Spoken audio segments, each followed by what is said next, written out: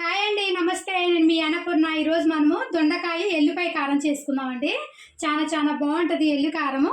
ఈ దొండకాయలోకి మనం సాంబార్లోకి, రసంలోకి, పప్పులోకి నంచుకొని తినడానికి బాగుంటుందండి. రైస్లో కూడా చాలా బాగుంటుంది. ఇవ్వండి, నేను శుభ్రంగా కడిగేసుకొని దొండకాయలు ఇట్లా సన్నగా పొడుగ్గా కోసి పెట్టేసుకున్నానండి ముక్కలు. ఇవ్వండి, ఇట్లా కట్ చేసి పెట్టేసేసాను ముందుగానే దొండకాయ ముక్కలన్నీ. ఇప్పుడు మనం ఎలా చేసుకుందాం చూపిస్తాను. ఇవ్వండి, నేను పొయ్యి మీద బాండీ పెట్టేసుకొని 4 స్పూన్లు నూనె వేసి పెట్టేశానండి. నూనె వేడవుతుందని. వేడైపోయింది. ఒక 2 ఎండుమిరపకాయలు ఇట్లా తుంచేసుకుంటున్నాను నేను. జీలకర్ర, ఆవాలు, మినపప్పు అంటే 1 స్పూన్ వేస్తున్నాను.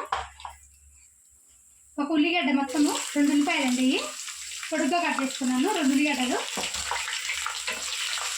లైట్గా ఫ్రై చేయండి, ఎక్కువ ఫ్రై చేయొద్దు. లైట్గా ఫ్రై చేస్తే మనకు దొండకాయలతో సహా వేగిపోతుంది. ఇవ్వండి, ఇట్లా వేగితే చాలు. ఒక్కసారి వేడి ఆయిల్ వేసుకొని ఒక్కసారి ఇట్లా కలర్ కొంచెం లైట్ కలర్ మారితే సరిపోతుంది. మన దొండకాయ ముక్కలతో పాటు మన దొండకాయ వేగేటప్పటికే మనకు ఉల్లిపాయలు కూడా వేగిపోతాయండి. ఇప్పుడు దొండకాయలు వేసేస్తున్నాము.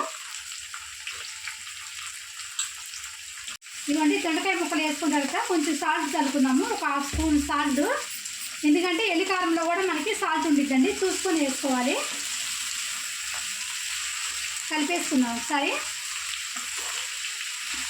సింపుల్గా చేసేసుకోవచ్చు అండి. ఫ్రై మాత్రం తొందరగా అయిపోతుంది, చాలా బాగుంటుంది టేస్ట్ కూడా. మనం పప్పు చేసుకున్నప్పుడు మామూలు రైస్లో కూడా కలుపుకొని తినేయచ్చండి.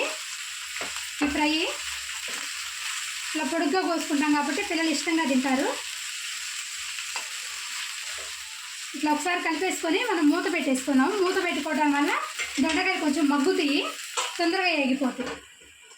ఒకసారి చూసుకుందామండి. చూసారు కదా, దొండకాయ ముక్కలు మొత్తం మగ్గిపోయినాయి, ఇప్పుడు ఫ్రై అవుతున్నాయి. ఇప్పుడు ఇంక మూత పెట్టుకోకుండా కొంచెం ఫ్రై చేసుకుందాము. ఇప్పుడు మూత పెట్టద్దు, మూత పెట్టకుండా ఫ్రై చేసేసుకుందాం. ఇంకా ఆయిల్ ఫ్రై అయిపోతుంది. ఇప్పుడు వరకు ఏదైనా నీరు ఏదైనా ఉన్నా కూడా మూత పెట్టినప్పుడు మగ్గిపోతుంది శుభ్రంగా ముక్క అంతా. ఇప్పుడు మనం ఫ్రై చేసుకుందాం ఆయిల్లో. ఇప్పుడు ఆయిల్ మొత్తం పైకి వచ్చింది కదా, ఈ ఆయిల్లో మంచిగా ఫ్రై అయిపోతాయి అండి. దొండకాయలు బాగా వేగిపోయినాయి కదా, ఇప్పుడు కొంచెం కరివేపాకు వేసుకుందాము. కరివేపాకు కొంచెం ఎక్కువగా వేసుకోండి, బాగుంటుంది ఫ్రైలో. కొంచెం కరివేపాకు ఫ్రై చేసుకొని కారం చల్లేసుకుందాము. ఇదిగోండి, కరివేపాకు కూడా వేగిపోయింది కదా, ఇప్పుడు మనం ఎల్లిపాయ కారం వేసేసుకుందాము. ఇదిగోండి, ఇది ఎల్లిపాయ కారం అండి. నేను ఎల్లిపాయలు, ఉప్పు, కారం కొంచెం దంచి పెట్టేసుకుంటాను. ఒక డబ్బాలు వేసి పెట్టుకుంటాను. ఏదైనా ఫ్రై చేసినప్పుడు వేస్తానికి చాలా చాలా బాగుంటుంది. ఈ కారం ఇట్లానే కొంచెం మనం వేడి అన్నంలో వేసుకొని కొంచెం నెయ్యి వేసుకొని తిన్నా కూడా చాలా చాలా బాగుంటుందండి. కొన్ని ఎల్లిపాయలు ఎక్కువ వేసుకొని చేసుకుంటే జలుబు చేసినప్పుడు కానీ, ఏదైనా మనకి ఏం గొంతు నొప్పిగా ఉన్నప్పుడు, మనం ఏమి తినబుద్ధి కానప్పుడు, కొంచెం తలనొప్పి కానీ అట్లా ఏదైనా బాగలేనప్పుడు, కొంచెం మనకి ఎట్లా అనిపిస్తుంది కదా జ్వరం వచ్చినప్పుడు, అప్పుడు ఆ టైంలో ఇట్లా ఎల్లిపాయ కారం వేసుకొని కొంచెం నెయ్యి వేసుకొని వేడి అన్నంలో తింటే చాలా చాలా బాగుంటుందండి. ఇవ్వండి, నేను ఎల్లిపాయ కొంచెం ఎక్కువ వేసుకొని ఉప్పు వేసి పల్స్ తిప్పుకుంటానండి. మిక్సీలో పలుసు తిప్పేసి ఇట్లా డబ్బాలో పోసి పెట్టేసుకుంటాను. ఇప్పుడు ఈ ఫ్రైలోకి కారం వేస్తానండి, ఎల్లిపాయ కారము. చాలా చాలా బాగుంటుంది ఈ కారము. ఇప్పుడు ఈ కారం వేస్తున్నాను. ఒక 2 స్పూన్లు దాకా వేసానండి కారం నేను, సరిపోతుంది 2 స్పూన్లు. ఇప్పుడు దీంట్లో మనకి ఆయిల్ ఉంటుంది కాబట్టి ఈ ఆయిల్లో ఈ కారం ఉడికిపోయి చాలా టేస్ట్ బాగుంటుంది. మనం రైస్లో కలుపుకొని తినేసేయచ్చు ఈ ఫ్రైని. ఇవ్వండి, ఎల్లిపాయ కారం వేసుకున్నాక 1 నిమిషం ఉంచుకోవాలి, మంచిగా ఉడుకుతుంది ఎల్లిపాయ కారం కూడా. ఈ నూనెలో ఉడికిపోతుంది. ఇప్పుడు మనం కొంచెం కొత్తిమీర వేసేసుకుందాము. ఇంకా ఆపేసుకుంటానండి గ్యాస్ నేను.